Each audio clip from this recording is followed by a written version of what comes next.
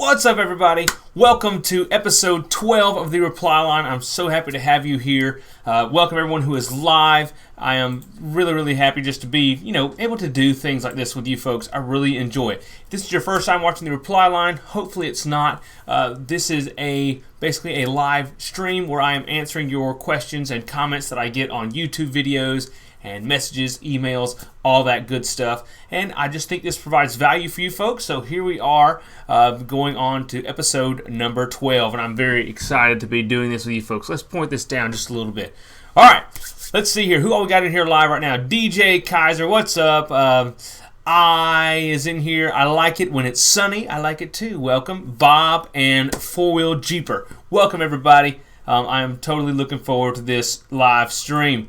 All right, so today we're going to be talking about a few different things, just a little channel update and some of my future plans, and then I have a few different questions to go into, like about inflatable SUP, pumps, electric and manual, and my diet, and then some things about the new canoes. We're going to be looking at their kayaks, which I like them a lot, to be honest with you.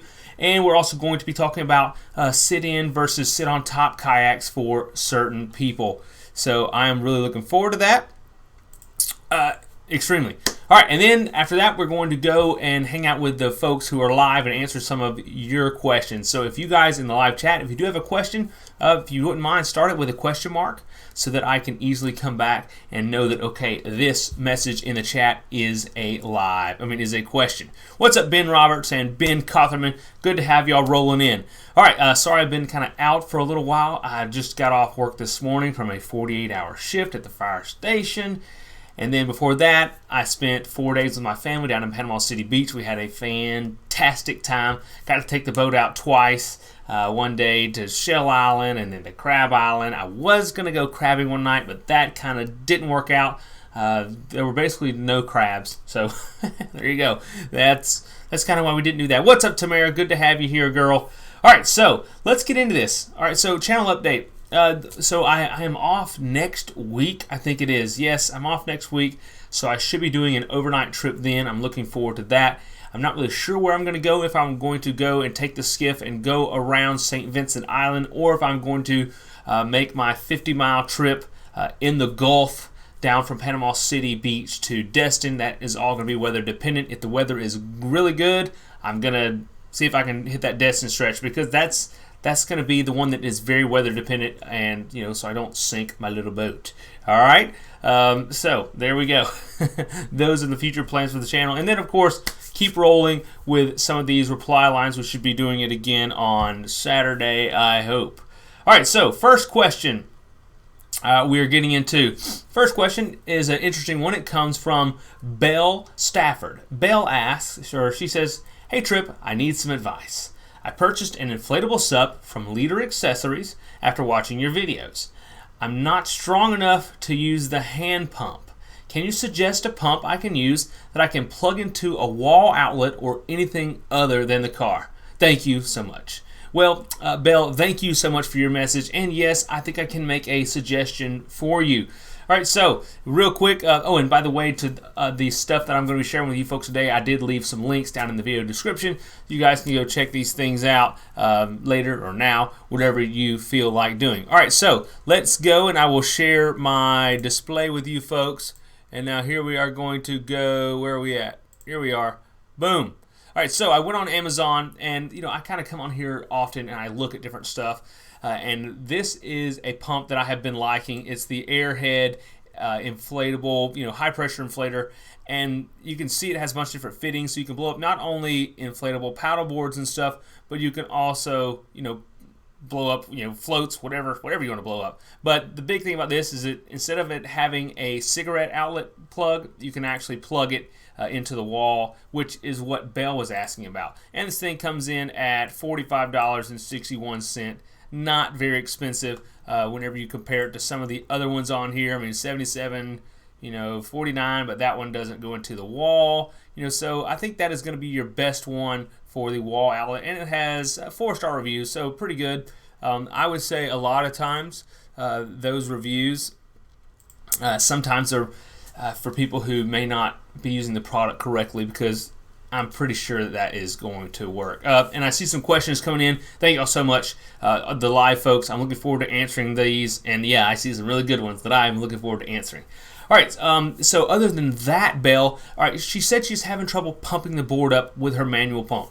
Now, she bought a Leader Accessories board, which is what I would call more of a budget board, but still a good board that'll get you out on the water. I've done an overnight trip on my Leader Accessory board, and it works just fine. But whenever you do get up into the more more premium, I don't know, what do you want to call it, more expensive boards, you get kind of some better gear, some better equipment with it.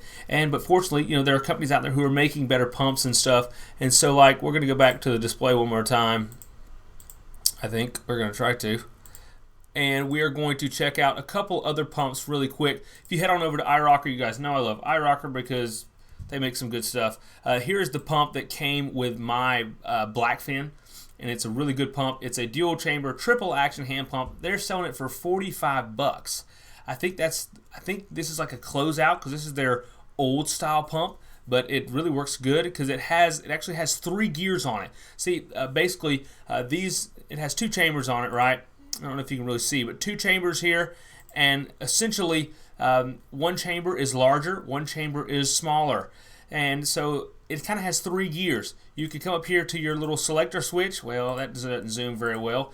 But you can use your selector switch and you can choose, okay, I want to pump on the upstroke and the downstroke. I'm pretty sure this is right, of each stroke in both chambers. All right, then you can switch it to another gear where I think it will probably only use the larger chamber instead of 2 chambers. Then you can switch it to another gear and make it only use the small chamber. So essentially what you're doing is as your pressure increases in the board, of course it's going to get harder to pump. So essentially you're changing gears so that you're kind of you have to use less stroke distance, I guess you want to call it, to pump or to empty whatever air is in the pump cylinders, is in the cylinder. So when you have a lot of cylinders, when you're trying to move that pump handle 16 inches, you're moving a lot of air for that 16 inches. All right, then you go down and you change sizes, and you reduce the number of cylinders essentially. For the same stroke, you are just essentially pushing more air into the board, and it's just easier, just like changing gears on a mountain bike or something like that. So you can go in and you can get a little bit better pump for $45, which is a crazy price. I wasn't expecting it to be that cheap from iRocker right now, but I think that is because I looked on their website and they have a new pump. It appears this one they're selling for $150, and this one they're saying it inflates your board up to 100% faster and 50% easier than the standard dual action hand pump. Now, I wouldn't say that is 100% faster and 50% easier than the pump that I have of theirs, but I think there are some improvements on it. They're just not specifying those here, but it's going to pump 100% faster and 50% easier than the pump that came with like a Leader Accessories board or your aisle boards or whatever are the kind of generic type boards that you'll find on Amazon and stuff. So you can invest a little bit of money in a new pump if you want a manual one for any folks out there who are looking for that, or just spend some money on that on the one you can plug into the wall. Something else I like to do though that I have, and I should have went and got my little piece, is I like to fill my boards with an air compressor and an air hose that I have in my shop, and I have a little fitting that I can just pop into the little fill valve on my paddleboard, and I can actually connect one of the things you air up a tire with, one of the fittings or whatever you air up a tire with like a valve stem on it, and I can pump my boards up that way. And this one, it has a pressure gauge on it, so as I'm airing it up, I can see what pressure the board is being inflated into, because all boards are, they have a maximum amount of pressure you want to put in them, whether it's 12, 15, 18 pounds or whatnot, depending on the quality of your board and stuff like that. It's just really handy to have. So that's the way that I do it, and I love inflating them at home because inflatable boards are so simple to toss onto your vehicle and to strap down and to haul. I'm telling you, they're so easy because they're not hard. They're kind of forgiving. They don't damage the surfaces that they're up against. So it's just really, really great. So either of those suggestions, like if you do have an air compressor, that's what I would suggest. Just buying that little fitting, and you are good to go. All right. So thanks, Bill, for that question. I enjoyed that. All right, next question is from Paul Webb. The question is, this is a diet question. He said, do you cycle on and off the carnivore diet? Looking at carnivore or keto. So he is looking into carnivore or keto.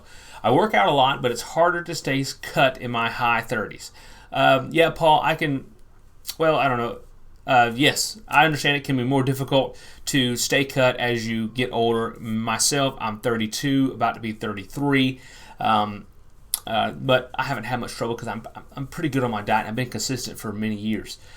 He said, all right, then we kind of started this conversation. He kept, posing some new questions. He said he and his wife are doing paleo, and then he asked, kind of what paleo versus keto is. So, first question, do I cycle off the carnivore diet? Kind of, I guess you could say, but I did it consistently, very consistently for 365 days. From Thanksgiving before last to this past Thanksgiving, I was carnivore diet, and I loved it. I felt fantastic. It was just great for me because I had some sinus issues and maybe some inflammation, some aches and pains or somewhere, and the carnivore diet fix those things for me. And yes, it did fix my sinuses. It made them a lot better and stuff because a lot of the things we can eat, they're not clean, they have different stuff in it, or either we're allergic to that grain or to that sugar or to something else that they put in the food. So when you get on the carnivore diet, you're basically eliminating all this other stuff that you don't need,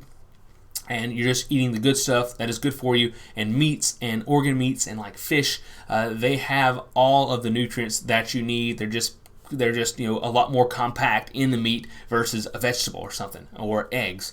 So the carnivore diet is a very good diet in my opinion. But right now I have been I'd say I'm on about an 80% carnivore diet. So 80% of my food is only animal products, and that is just meat and eggs. I don't really do the cheese thing very much because I'm just not a big cheese fan. But now, I do consume some high nutrient dense foods like avocado, sometimes some kale or some spinach or something, but most of the time just meat. I really, really love meat, but then I'll throw in like some coconut oil and things like that. And do I cycle on and off? Sometimes I do. Like right now, after I just got back from the beach, I am back on carnivore, pretty hot and heavy and strict. And I'm kind of, really cutting out all my little nonsense foods that don't do my body good. Do I need it? Maybe not. Did I fall off the wagon on the beach trip? No, not really. I still ate really good, but it's just kind of a mental thing. So, all right, and then he asked paleo versus keto. All right, well, those are two different things. Paleo is essentially just eating natural foods, whether that be natural grains or whether that be natural fruits or meats, whatever. And keto is where you consume a low amount of carbs and it puts your body into something called ketosis, which is where your body essentially burns fat and just turns your body into a fat burning machine. Now paleo doesn't do that, but granted paleo is a much better diet than the average American diet, so I certainly support it, but I would support keto over that. And then what I would really suggest is keto and fasting. If you combine both of those, you're going to be kicking butt and kicking fat out. I'm telling you the truth. All right, and if you want some more information on that, you can look up a person on YouTube, Thomas DeLauer. He knows his stuff. I watch a lot of his stuff. All right, so I hope that answers your question. All right, next question is from Brian Peterson. Brian says, "Hey Trip, great job with the videos, buddy. You have been a big help for me."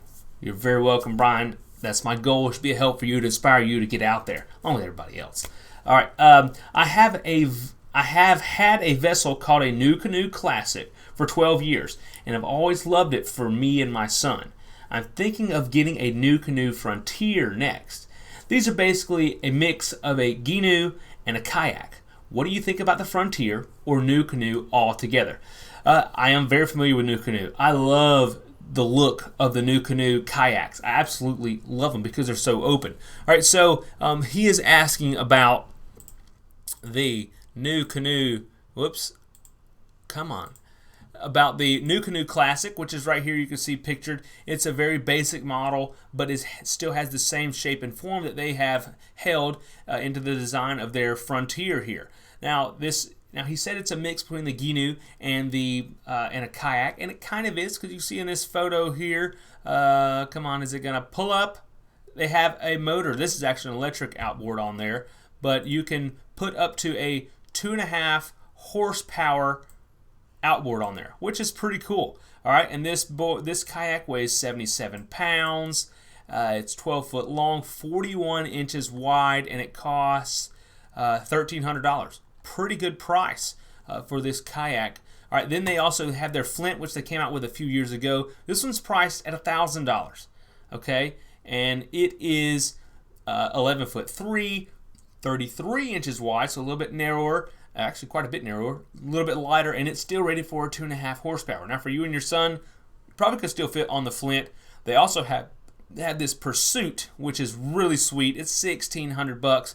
It is going to be a little bit longer, 13.6, and a little narrower than the Frontier. Still has a 2.5 horsepower rating. All of them have a good seat. I mean, this is just a really good company. I mean, I really love how this kayak is just, or all their kayaks are open. They have some cool little accessories you can put on them. So it's great for kids. You can kind of have them sitting anywhere. So I really like that fact about them. Now, if it was up to me, which one would I choose? I would probably, if I had the pick of the litter, I would choose the Pursuit model. It's longer, it's narrower, it's going to be a little faster, easier to paddle. That's kind of my preference. I don't really need to sacrifice the speed and all for the stability that the Frontier would provide. But I don't know what your plans are, what your abilities are. So you may need that actual stability over speed. Now, so you have the Frontier, the Pursuit, and the, what was the other one? The Flint. Now, the Flint is going to be a good budget option, $1,000. You can still put the motor on it. You probably can all still fit on. I remember when that thing came out at ICAST. I was there when they revealed it, and man, it was so freaking cool. Very cool. So, I think you're going to be happy with any of them. What I would do, what I'd suggest for you, I would suggest you get on Facebook Marketplace or somewhere, and whatever new canoe you can find used and you like the color, that's the one I would get. Right? Because they're all, they are fairly similar. You'll be happy with either one. So I hope you enjoy, or you and your son enjoy them. And I thought about getting one and putting a motor on it, but it just doesn't compare to a Canoe or my skiff. If I'm going to be going that slow, I'm going to just paddle. But hey, I still think it's an awesome thing that you still can put a motor on it. I don't know how fast they go, but maybe 8 mile an hour, maybe, just a guess there. All right, great question, Brian. All right, next question is from Melissa Todd. All right, so cool to have these questions from the ladies. I like to see ladies who are interested in getting out there and learning on their own, and instead of going with their husband. A lot of ladies. I mean, it's crazy how many girls just go by themselves, and ladies and women, whatever you want to say. I don't mean to say the wrong thing, but it's kind of like Rock Dock. A lot of ladies show up at Rock Dock who are single or by themselves, and they're really independent, and they all stick together. It is so cool to see that. Here, question from a lady. All right, it's from Melissa Todd. She said, I have a sit-in kayak, but thinking about getting a sit on top because I'm short. Not that strong to paddle. I guess she's saying she's not that strong of a paddler. She says, think being on top might make it easier to paddle. Okay, so essentially she has a sit-in kayak now, but she wants a sit-on-top kayak because she believes it's going to make it easier for her to paddle. All right, you know what? I wouldn't agree that a sit-on-top kayak is going to be easier to paddle. And there are a few reasons for that. All right, if you are lower to the water, like when you're in a sit-inside kayak, your rear or your center of gravity is usually a little bit lower, so that essentially puts you closer to the water. So that means your arm and things are closer to the water when you dip your paddle blade into the water. So essentially that means it's going to be easier for you to paddle or to pull your paddle through the water because it's not as far away. Imagine if you had a 20-foot paddle, you stuck the end of it in the water, you tried to move it, you're going to have to use a lot of force to move that paddle, right? But if you're closer to the water, it'll be a little bit easier. So, the few inches, 4 inches or so that you may be sitting closer to the water in a sit-inside kayak could make a difference and make it easier to paddle versus a sit on top, especially if you're paddling all day, because each stroke is, there's a lot of strokes in a day of paddling, right? And so if you can make each of those strokes a little bit more efficient, you're going to be doing better. And also, I'm not really sure about this, but I would think that most sit inside kayaks are probably going to be lighter this is just a guess, lighter than sit on top because there's less plastic in it, because you essentially have your hole for your cockpit versus all the molds and stuff for the seat on a sit on top kayak. That's just kind of a theory. I didn't double check that because there's so many different variations, but you're probably going to be a little bit lighter in a sit inside kayak as well. So is it going to make much of a difference? I don't know for sure, but one thing that you can do is you can get yourself a lighter kayak, whether that be a sit on top or a sit inside. So where can you get a lighter kayak? If you look at like Pelican kayaks, those, they are made a little bit differently than your typical, let's say, like the New Canoe Flints or the Wilderness Systems. All of those, rotomolded kayaks, they're made a little bit differently, a little bit different material. It's a thinner plastic. I believe it's still pretty strong. I mean, you watch Marty Zoffinger, he uses those things and they seem to be strong, but the difference is they're much lighter. So if you get a lighter kayak, it's going to make it easier for you to paddle through the water. It's easier for you to get going. It's easier for you to keep going. It doesn't sit as low in the water, so that's less drag, so it just moves more efficiently. So that would be my suggestion, is if you're looking at changing, try and look for a lighter kayak. I don't know what you're paddling. You could already be paddling a light kayak, but those are just my thoughts. All right, so great question, Melissa. I hope that helps. All right, so those are the questions we're going to hit from my little bank of questions here. So let's go through to the chat. We have a lot of people asking questions. I love seeing that. Let's see what we've got. Here we go. Brian S. said, "Hey there, saw you heading through Destin last weekend as you were headed to Fort Walton." Yep, that was us. We were headed out to Crab Island. We had a good day out there. Let's see here. Wayne Cousins, Gloria Craig, welcome. All right, first question here is Ben Roberts. Ben said, "What would you recommend for a budget inflatable ice up that would be good for a beginner?" I have an easy answer for that, Ben. I would go and look at the iRocker Nautical. It's an extremely budget board. It's $350. Still comes with a decent pump. I believe it still has handles front and back, which is extremely important. It has the US fin box, which is a good thing if you ever want to get a new fin, or if you lose your fin, because not all companies have the same way that fins attach. So if you lose your fin, which I've had happen before, you can get a replacement for it. But $350, that's shipped to your door right from iRocker, which is a company that is in the United States. You can call them if you have problems and get up with them instead of having to call China or whoever you want to call. So that's what I would suggest. If you want to go up from there, they have their iRocker line, then they have the black fins, but you're going to be happy with that $350 board. I mean, unless you get super serious, but I mean, it'll work.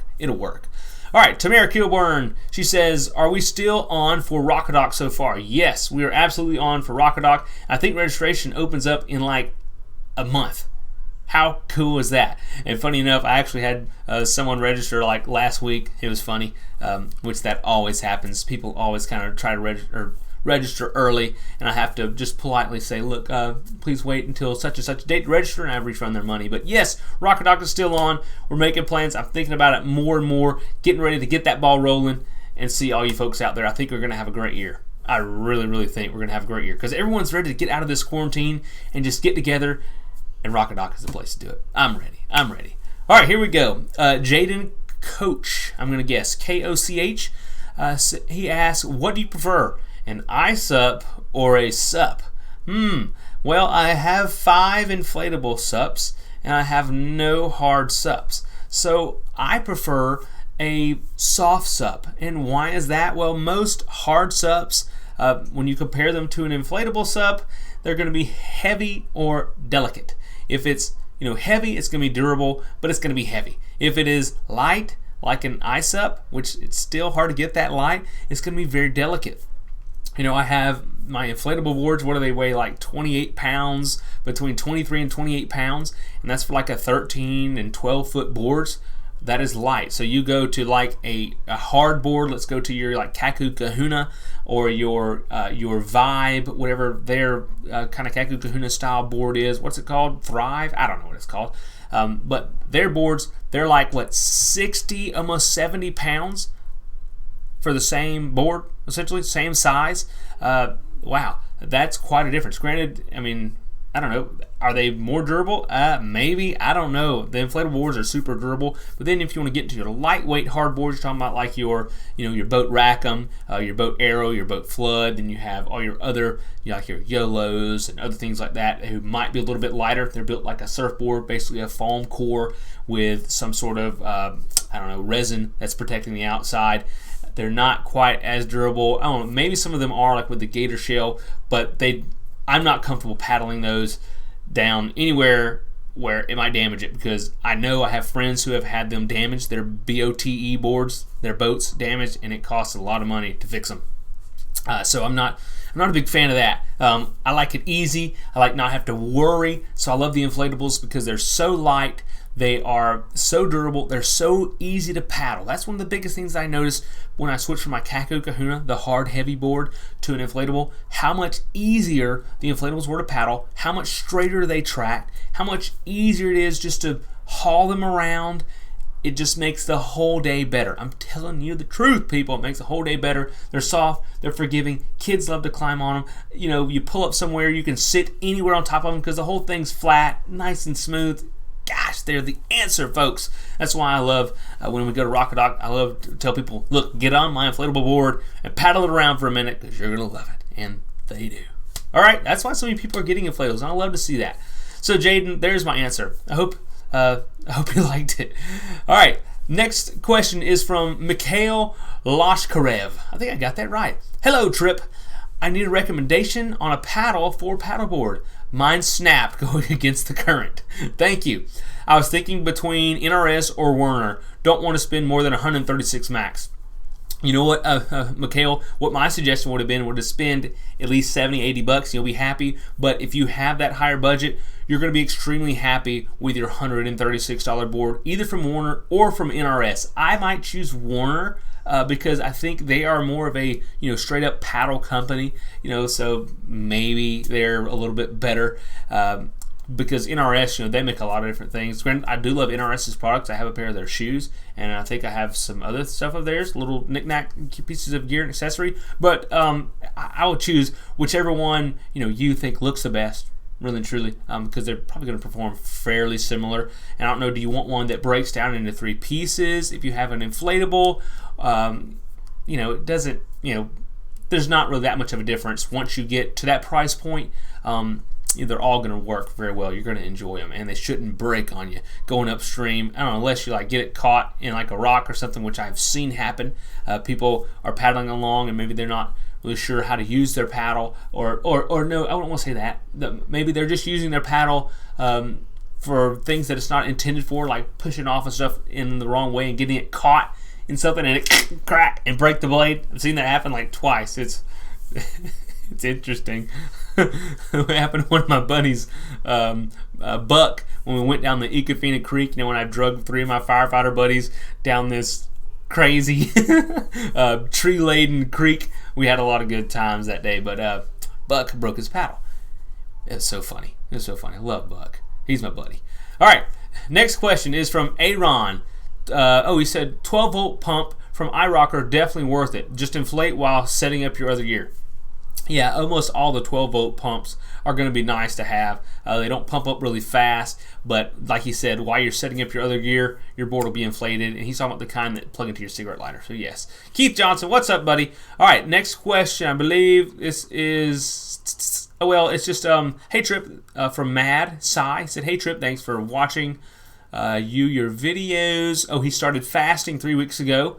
20 on and 4 off. No, 20 off and 4 on. So he doesn't consume any calories for 20 hours, eats for 4, plus no dairy. Bam. And he already feels so much healthier, and he already lost 10 kilograms. Congrats to you up in sunny England. That is fantastic. Yeah, dairy was one of the big things for my sinuses. All right, next question, or let's see here. Stephen Pierce, what's up from Pace, Florida? All right, here we go. Wayne Cousins, he said, forgot the question mark. You're good, Wayne. Have you got any advice and experience on fiberglass paddleboards? Fiberglass paddleboards. Do they make fiberglass paddleboards? They may make them, I guess. That's what I'm talking about, kind of like the boat boards, the round ones or the foam ones.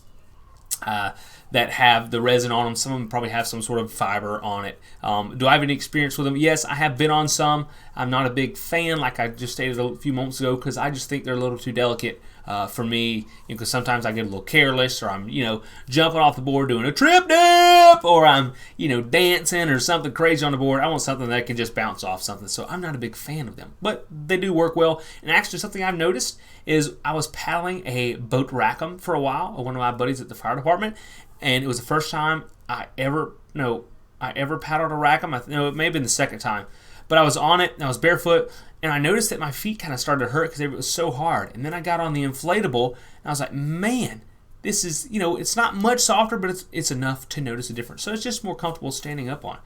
All right, here, four-wheel Jeeper, I always say that, four-wheel. He says, I see you have not switched back from your Garmin watch. No, I haven't switched back from the old Garmin. And he was wondering what you use for mapping a trip and if you use a GPS device. Well, four-wheeler Jeeper, this watch works so much better. It's not charged right now. I mean, it is, but it's not charged enough to use the satellite. But I use this watch. This is a Casio ProTrek. It freaking kicks butt, man. You have like satellite imagery on here. Like, it looks like you're on Google Earth, Google Maps. And it tracks wonderfully, better than this Garmin. See, the Garmin I think is more designed for like a trail running type thing, and this is more designed for adventures. And plus, I get better notifications on this thing too. So I'm really enjoying this. So other than that, what do I use? I mean, typically, really and truly, I use my cell phone. To be honest, I mean, I'm not some crazy awesome adventurer who, I have this super cool GPS or something. Now I'll just pop out the cell phone if I've got service, and I'll see where I'm at on Google on my Maps app. That's pretty much what I do. And then I have my little rinky-dink maps that I print out. So there you go. That's pretty much what I do. But a lot of times I kind of don't look at the map. I just kind of go. I can get an image of the map and my route in my head. I'm like, okay, this river only goes one way. I know where to get out at. So I kind of just go with it. And then whenever I go to like the beach and stuff, if I'm at an area I don't really know, I really do study the map, and I just look at all the little nooks and crannies on the map and the little islands and beaches, and so I kind of know the area where I'm going to go to. I love having that picture in my head, but I'm kind of a map nerd, not a nap nerd. I wish I kind of was. Hard for me to take naps. Okay, next question. Oh, welcome Robert Johnson and Alex Maddie for subscribing. Yeah, cool. See down here at the bottom, right? Here, I've got a new little activity feed thing for y'all. See, I'm trying to improve something with every stream. I'm doing it for you folks. All right, next question. Let's see here. Stephen Pierce, he said, I just bought a barn find Old Town Canoe, I'm guessing. Still had original stickers and price tag on it. Sweet. So you can find some deals out there. All right. Where are we at? What's up, Paul Peck, the drywall man? Mikhail, everybody, King Rex, howdy, Blake Hurst. All right, next question is from Four-Wheel Jeeper. He said, is there a piece of gear or equipment from your first trip that I still use today? My blue hat. I still use that Imperial Headwear blue hat. Anything else? I mean, other than a kayak, I don't know. Probably, yeah, my hammock. Still use my hammock and my tarp. And the sand stakes. That might be about it. I don't know. And my little cat can stove. That's probably about it. I probably have upgraded and changed out everything else. That's an interesting question.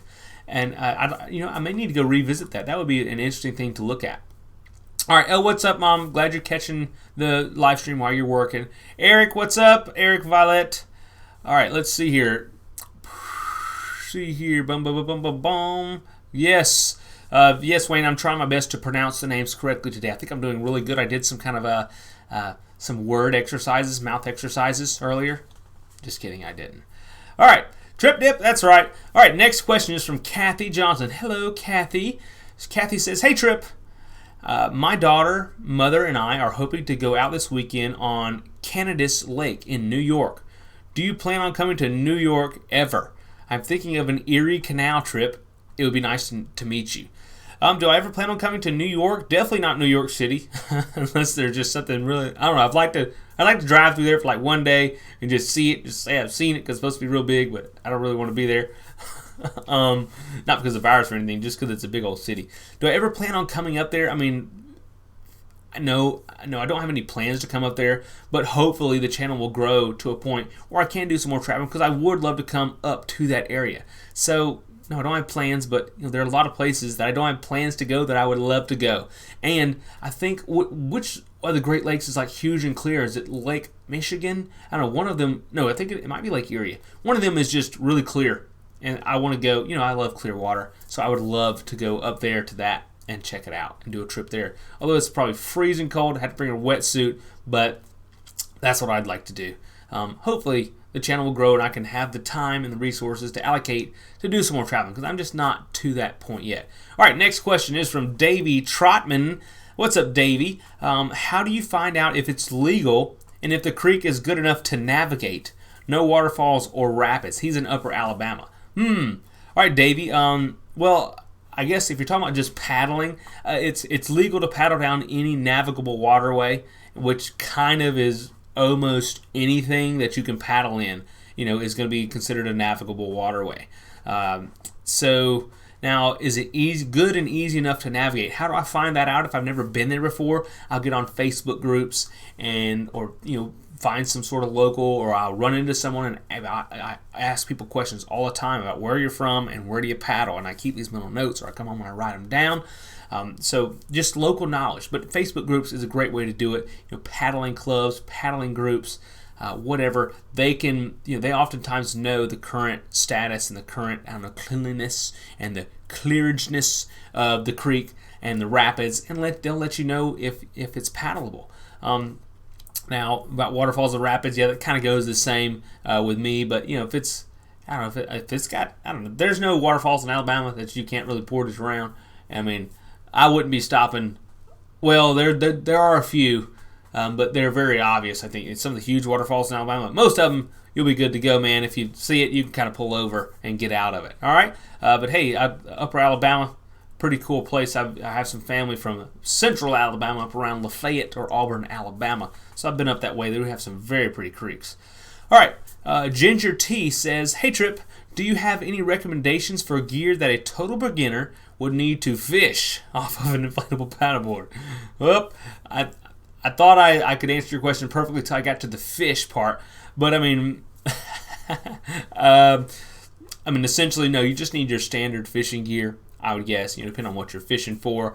I mean, something to sit on would probably be advantageous when you're fishing. So if you ever, catch a fish, land a fish, you can kind of sit on your cooler or your chair, whatever you want, but somewhere to sit, a couple fishing rods, and you're probably good to go.